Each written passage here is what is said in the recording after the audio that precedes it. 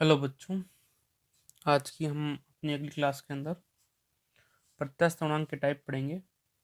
अपने last time पढ़ा था कि जो प्रत्यास्थ गुणांक होता है, प्रत्यास्थ गुणांक, उसको पहले हम लिखते हैं नॉर्मल ई से, इलास्टिसिटी कांस्टेंट।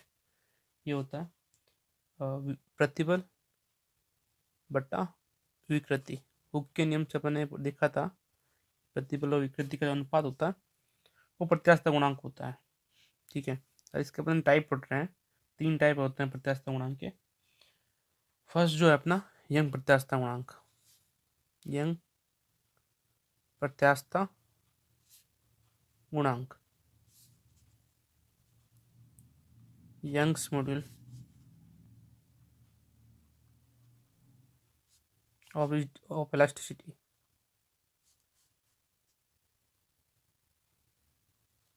क्या होता है? प्रत्यास्थ सीमा के अंदर प्रत्यास्थ सीमा में अनुदैर्ध्य प्रतिबल व अनुदैर्ध्य विकृति के अनुपात को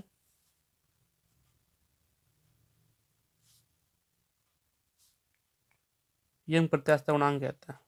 यंग प्रत्यास्थ गुणांक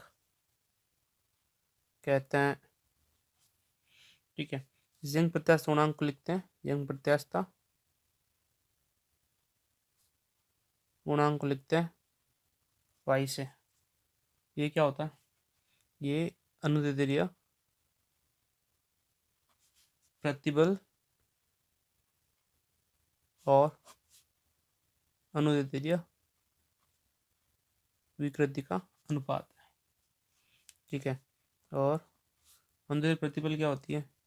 फोर्स अपॉन एरिया। अनुदैर्ध्य विकृति क्या होती है? Change of length upon original length. ठीक है, बल बट्टा क्षेत्रफल और लंबाई में परिवर्तन बट्टा मूल लंबाई। तो यहाँ से y का फॉर्मूला हो जाएगा अपने पास में, होगा F upon A del L upon L.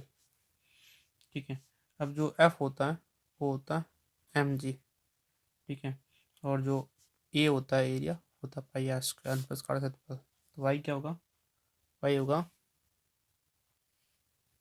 y जो होगा होगा mg L upon pi R square into del L. ठीक है, अपन एक चीज और देखते हैं। इसको अपन कहेंगे तो किस तरह से कहेंगे? अपन कहेंगे कि जैसे अगर अपन इस डेल एल को भी क्या कर देते हैं, एल के तुल्य कर देते हैं। ठीक है ना, और डेल एल को एल के बराबर करना मतलब 1 मीटर है तो उसको खींच कर 2 मीटर करना। ठीक है, तो डेल एल को अपन एल के बराबर कर देते हैं। और दूसरी बात, ये जो अपन एरिया है अनुप्रस्थ क्षेत्रफल, उसको 1 मीटर स्क्वायर लेते हैं। तो इस स्थिति के अंदर क्या होगा? हम कहेंगे कि यंग प्रत्यास्थ गुणांक, यंग प्रत्यास्थ गुणांक उस बल के बराबर होता है जिस पर इकाई अनुप्रस्थ काट क्षेत्रफल, अनुप्रस्थ काट वाले तार की लंबाई मूल लंबाई की दुगनी हो जाती है, दुगनी हो जाती है। उस बल को अपन कहेंगे, क्या कहेंगे? उस बल को अपन यंग प्रत्यास्थ गुणांक कहेंगे। तो अगर एल डेल एल हो जाए तो वाई बराबर क्या होगा?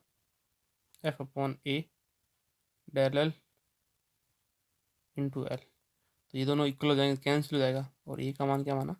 1 मीटर स्क्वायर। तो इस केस के अंदर जो फोर्स होगा वही क्या होगा, जो बल होगा वही क्या होगा, यंग वृत्ताकार गुणांक के तुल्य होगा।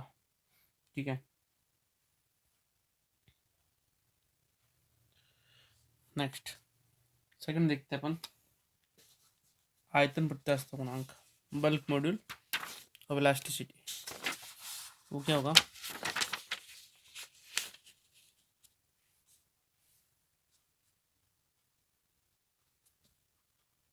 आयतन प्रत्यास्थता गुणांक, बल्क मॉड्यूलस ऑफ इलास्टिसिटी।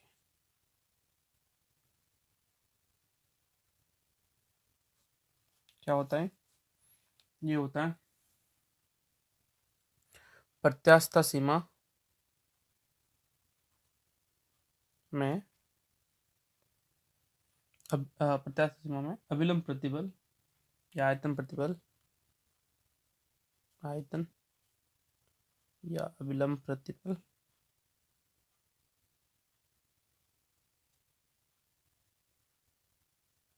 व आयतन विकृति, आयतन विकृति के अनुपात को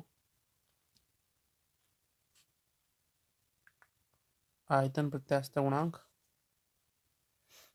आयतन प्रत्यास्थता गुणांक कहते हैं। ठीक है, इसको लिखते अपन कैसे, आयतन प्रत्यास्थता गुणांक, जो कि होता है वो होता है अभिलंब प्रतिबल बट्टा आयतन विकृति। ठीक है, अब अभिलंब प्रतिबल को अपन कैसे देखते हैं, वो भी होता है फोर्स अपॉन एरिया। ठीक है, फोर्स अपॉन एरिया।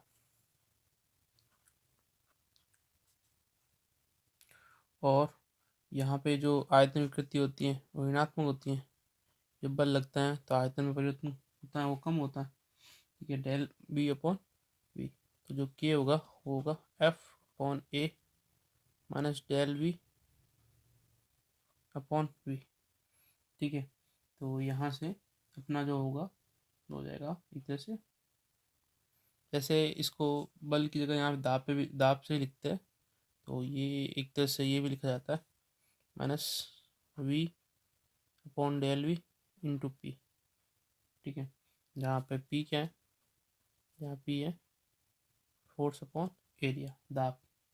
ठीक है, और ये ऋणात्मक चिन्ह ये दर्शाता है कि माइनस नेगेटिव साइन जो है ऋणात्मक चिन्ह प्रदर्शित करता है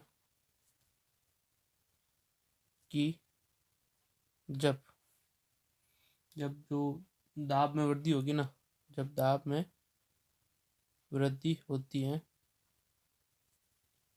तो आयतन में कमी होती है, आयतन में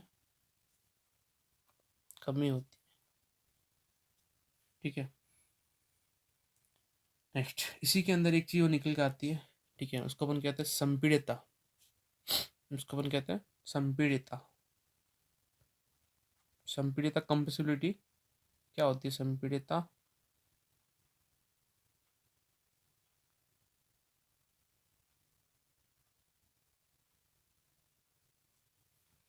ठीक है, संपीड़ितता आयतन प्रत्यास्थ गुणांक का व्युत्क्रम होती है। यहाँ आयतन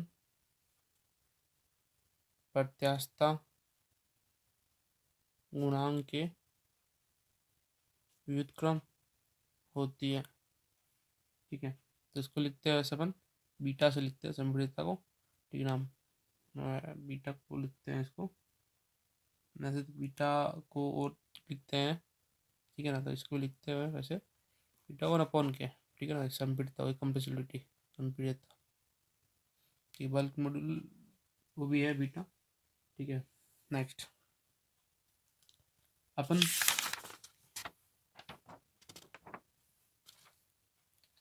थर्ड अपन प्रत्यास्थ गुणांक देख रहे हैं, जो है अपना इस मॉडल अपरूपण प्रत्यास्थ गुणांक। ठीक है, तो अपरूपण प्रत्यास्थ गुणांक क्या होता है, कैसा होता है, हम देखते हैं।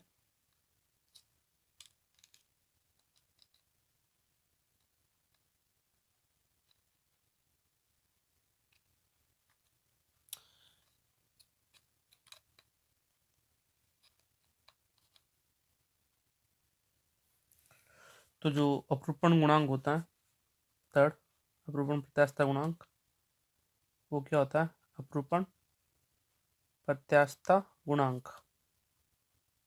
इसको अपन लिखते हैं रिजिडिटी मॉडल, रिजिडिटी मॉड्यूल। वैसे ये जो अपन चीज़ें पढ़ रहे हैं ना, वो सारी की सारी चीज़ें प्रैक्टिकल से भी जुड़ी हुई है। अपने जो फर्स्ट के अंदर प्रैक्टिकल है, वो उनमें इलास्टिसिटी को लेके बहुत से प्रैक्टिकल पूछ चुके हैं, तीनों प्रैक्टिकल पूछ चुके हैं। तीनों मॉड्यूल निकालना है अपन को, एक मॉड्यूल भी निकालना है, बल्क मॉड्यूल, ये आयतन प्रत्यास्थ गुणांक भी निकालना है, बल्क मॉड्यूल, और अपरूपण प्रत्यास्थ गुणांक भी निकालना है। ठीक है, ये क्या होता है अपरूपण प्रत्यास्थ गुणांक, ये होता है प्रत्यास्थ सीमा में, प्रत्यास्थ सीमा में अपरूपण प्रतिबल व अपरूपण विकृति के अनुपात को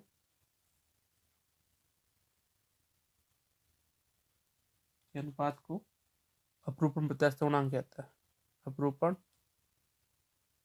प्रत्यास्थ गुणांक कहता है।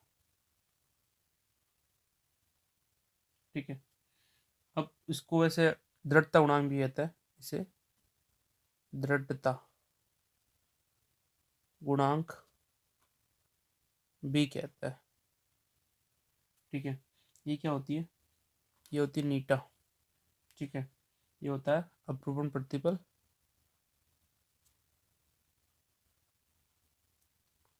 बट्टा अपरूपण विकृति, अपरूपण विकृति। ठीक है, और इसको अपन लिखेंगे force upon area del X upon L. ठीक है, ये हो जाएगा F upon A del X change in width upon लंबाई एल। ठीक है, ये नीटा। नेक्स्ट अपन देखते हैं एक चीज और इसके अंदर होती है, इसको अपन कहते हैं पॉइजन रेशियो। ठीक है, उस कॉन्सेप्ट को देखेंगे अपन नेक्स्ट वीडियो में।